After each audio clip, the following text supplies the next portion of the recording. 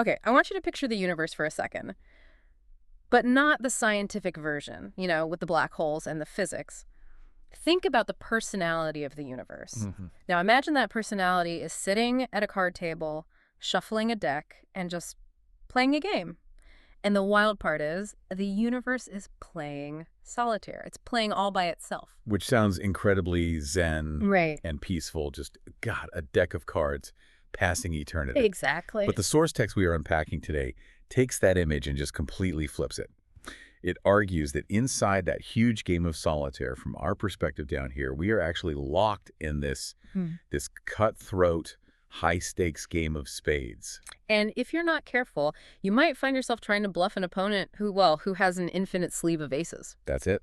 That is the whole premise of the text we're getting into today. It's this dense allegory that I have to say is one of the most unique things we've ever covered. It takes Christian scripture, it mixes in heavy metaphysics, and then explains it all through the rules of, trick-taking card games. It is a fascinating mashup. I mean, usually when we look at these kinds of theological texts, we're dealing with, vineyards or shepherds or parables about temples. Yeah. But this author looks at the whole spiritual struggle and just says, no, this is about strategy. Yeah. This is about running a Boston. This is about knowing what's in your hand. And we are going to get into all of that terminology, running a Boston, the big joker, all of it. But the mission for this deep dive is really to decode the system. If life is a card game, what are the rules? Who are the other players? And how do we win? Or, at the very least, how do we avoid getting played? Exactly. And maybe just a quick tone check before we start dealing the cards here. This text is esoteric. It uses very specific language. Yeshua, God, demons, the tribulation. Our job here isn't to preach. We're not here to endorse any specific dogma. Yeah. We're here to look at the mechanics of the metaphor. We want to see how this author uses the structure of a card game to explain, the human condition. So let's start at the very beginning. The text opens with a line you'll all recognize. God so loved the world, he gave his only begotten son. But then, almost in the next breath, it hits us with this phrase. Macrocosm shall manifest in microcosm. Right. As above, so below. It's an ancient idea. It basically means the big picture, the divine structure, it's all mirrored in the small picture in our lives. And then it drops the bombshell we started with. The universe is playing a game of solitaire with itself. That is the foundational paradox of the whole thing. Yeah. If you think about solitaire, it's a game for one. The text even quotes scripture here. I and the Father are one. Right. So from the highest possible perspective, the God perspective, let's say, there is no opponent. There is no other. It's just one consciousness experiencing itself. Okay, but if I'm playing solitaire, I'm usually pretty relaxed. But the text describes a war. It's talking about demons and opposition forces trying to crush us. If the universe is just playing with itself, where does the bad guy come from? And that is where the metaphor splits. And honestly, it's the most brilliant part of this text. The author argues that while the ultimate reality is solitaire, that unity, the experience we're having inside that reality is a clash of different games. The text says it explicitly, God is playing poker, but the demons are playing spades. I've played both, and those are wildly different vibes. Completely different. And that difference is crucial to the whole argument. In the text, the demons, or the opposition, they're described as a fixed system. They're playing spades. Okay. Think about a standard deck of cards. 52 cards, that's it. It's a closed loop. The text says this system does not allow for growth. It's finite. And in this finite game, the opposition is trying to run a Boston. Now, for anyone who didn't grow up playing cards at a picnic table, can you break down what running a Boston actually means here? Sure. In the game of spades, running a Boston is an act of total domination. It means you win every single trick in the round. You take everything. You wipe the board. You wipe the board. The text says the spades of our deck want to cause us to bump, which means they want us to fail our bid, lose our points, and go backward. Basically, these negative forces want to shut you out completely using the hard rules of their fixed system. So the demons are like rules lawyers. They want to trap you in the mechanics of the game. But the text says God isn't playing spades, God's playing poker. And not just any poker. The text says God has more cards in an infinite deck. An infinite deck. I mean, that changes everything. It changes the entire strategy. The opposition is playing this finite game. They're limited by 52 cards. They're calculating odds based on scarcity. But the divine, The divine is playing with an infinite supply. Wow. It can introduce new cards, new resources, new aces that just theoretically shouldn't even be in the deck. I love that image. It's like the opposition thinks they have you cornered because they've counted all the cards. They know there are no more kings left. And then God just manifests 5 more kings. Exactly. The text mentions that phrase, I and the Father are one. But then it immediately qualifies it with, but the Father is greater than I am. Yeah. And why? Because from our perspective, we feel limited. We feel like we only have the cards in our hand. Right. But the Father, the source, has the rest of the cards, the whole infinite pile. And the strategy of the demons relies entirely on us forgetting that we have access to that infinite deck. They want us to think we're trapped in their little closed loop. So let's look at our hand then. If God has this infinite deck and the demons are playing spades, what are we holding? The text says we're made in God's image, so we must have some power cards, right? We do. The text asserts we are a full deck also. We aren't just pawns. We're a mirror of the whole game. And this leads us to, I think, the most colorful imagery in the source, and it's probably my favorite part, the jokers. The big joker and the little joker. This felt very, very specific. Oh, it is. It's very specific to certain variations of spades. Sometimes it's called joker, joker, deuce, ace. Mm-hmm. In those games, the jokers are the highest trump cards. They beat everything. Everything. Everything. And the text identifies Yeshua. So Jesus as the big brother who carries the big joker. And it says he embodies the in-breath and out-breath of creation. Right. So he holds the ultimate trump card. And then we have the little joker. That's us. That's our role. Now, in the game, a little joker is powerful. Yeah. It beats the ace of spades. It beats the king. But it can be beaten by the big joker. Okay. However, the text says the beauty of the game is when the big and little joker appear together. It calls this a hard two. A hard two. That No, sounds unbeatable. It implies alignment. When the human aspect, the little joker, aligns perfectly with the divine aspect, the big joker, you become this force that the fixed system of spades just cannot beat. You just clear the board. So the goal isn't just to play your cards well, it's to sync up your little joker with the big joker. Precisely. The text says we are waiting for that alignment to mirror as best we can in the infinite moment. Yeah. It shifts the focus from, fighting the demons to aligning with the big brother. There's a mention of vibration in here, too. It's not just about the cards, it's the energy. The text calls Yeshua a sacred vibration. And this connects back to the idea of the heart center. The text argues that true spirituality isn't about, external rituals. It's not the building you sit in on a Sunday. Right. It's about going inward to our communication channel, to the heart. That's where we align our little joker with the big joker. It's an internal frequency alignment. If your signal is clear, you connect with the infinite deck. Okay, so we've got our jokers, but a hand of cards also has suits, hearts, diamonds, clubs, spades. And the text, it's really ancestral here. It suggests our hand isn't random. It was dealt by the people who came before us. This is where the text blends metaphysics with a deep, deep respect for lineage. It says hearts and diamonds represent veneration and the Holy Spirit of the ancestors. And there's a line that says, they are the reason our game board looks like it does. That is such a heavy line. It implies that my starting position, the hand I get when I'm born, is a direct result of how my ancestors played their game. Exactly. We inherit a hand. Maybe you inherited a lot of hearts, love, connection, stable foundations.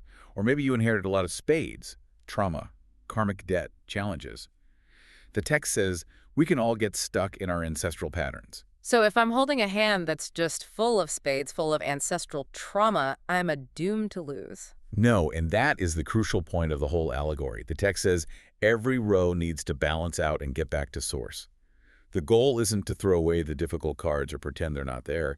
You have to play them. You have to integrate the whole hand. You have to. You have to recognize the ancestral patterns, the spades, in your own bloodline, and play them in a way that leads back to the infinite. You use that hard two, your connection to the divine, to win the tricks, even when you're dealt a really tough hand. Speaking of getting stuck or confused, there's a really weird specific moment in the text right around here. The narrator is talking about the opposition losing sight of the metaphoric sight. And then just out of nowhere, it quotes a literal dictionary definition of a website. Did you catch that? I did. It says, a collection of linked, publicly accessible web pages sharing a single domain name. It feels so out of place, doesn't it? It totally jars you out of the flow. Yeah. I stared at that for a minute. Like, why drop a literal definition of the internet into the middle of this spiritual allegory? I think it's a deliberate choice. I think it's meant to show the limitation of that spades mindset. The text is highlighting how the opposition operates on this literal surface level.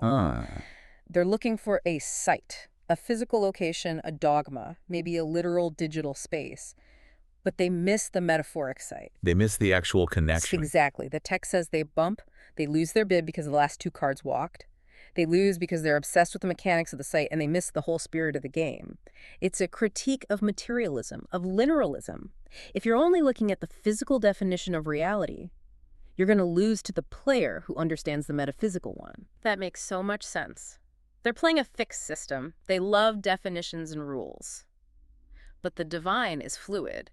Now, if we're playing against these systems, we need a good poker face. And the text has a great line about playing cards with an empath. We can feel false confidence. That is such a poker player thing to say. It really is. The text is suggesting that when you're aligned, when you have that gnosis, that inner knowing, you can feel when the opposition is bluffing. Right. The demons might act like they're running a Boston, like they're winning every trick, but the empath feels that false confidence. They know the enemy is running out of cards. And the strategy it suggests is to signal back with real confidence. It uses this image of Yeshua standing as King David. Which is a mixing of biblical metaphors, but it works. You've got David, the underdog, standing against Goliath, but standing with the full confidence of the divine. The text advises us to signal, I have a strong 2. Meaning, I have the jokers, you might have all the spades, but I've got the trump cards. Yeah. Let them flex, feed their flow, go slow.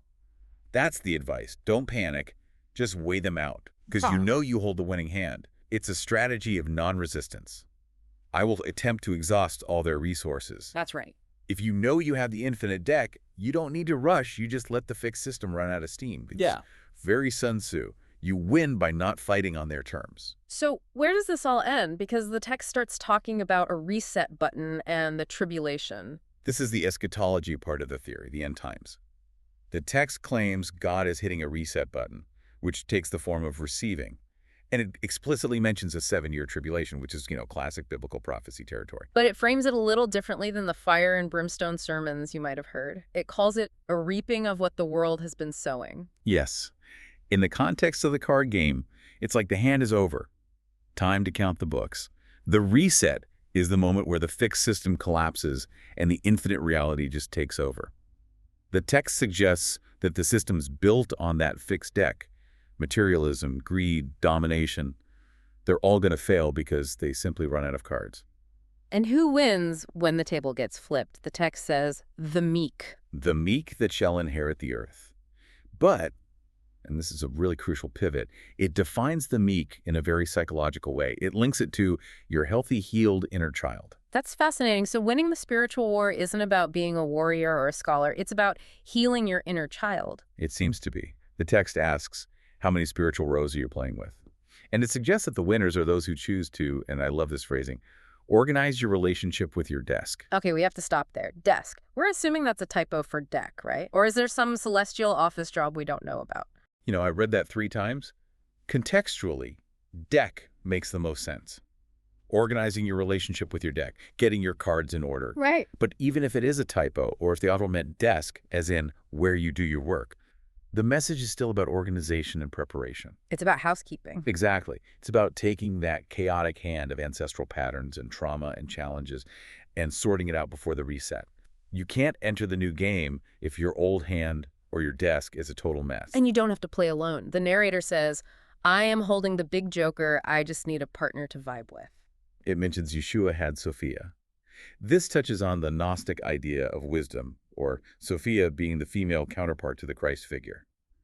So the text is calling for a soul's tribe.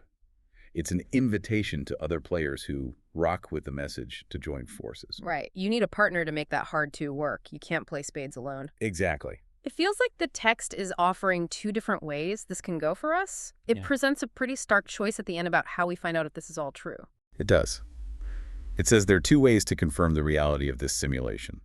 Option 1 is gnosis. This is knowing through lived transcendental experience.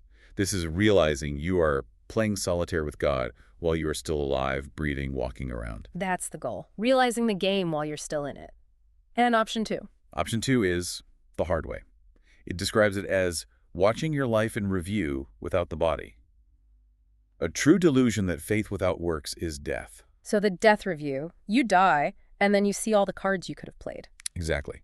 The text implies that if you don't achieve that gnosis, that alignment of the jokers, while you're here, you have to face the reality of your faith without works after you leave the body. It's essentially saying, do you want to know the truth now while you can still change your hand, or later when the game is already over? That's pretty high pressure. But then, almost right after that warning, the text offers some really practical, almost gentle advice on how to pray. It says to end your prayers with no desperation. I think this is maybe the most actionable piece of advice in the entire text, without reaching for it, pushing it away, or avoiding it. It sounds very Buddhist, actually. Non-attachment. It's the attitude of a card player who knows they have the winning hand. You don't squeeze the cards. You don't sweat. You just play. Precisely. Think about it. If you're desperate in your prayers, what are you signaling? You're signaling lack.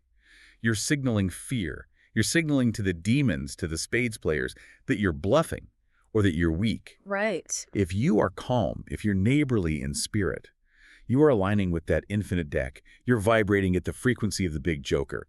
You know the ace is coming, so why worry? Do you not see my footprints in the sand? The text asks that near the end. It's such a classic religious image, but in this context, it feels like the big brother, Yeshua, is saying, I've already played this hand, just follow my lead. And that leads to the final promise, which is, I have seen my kingdom within.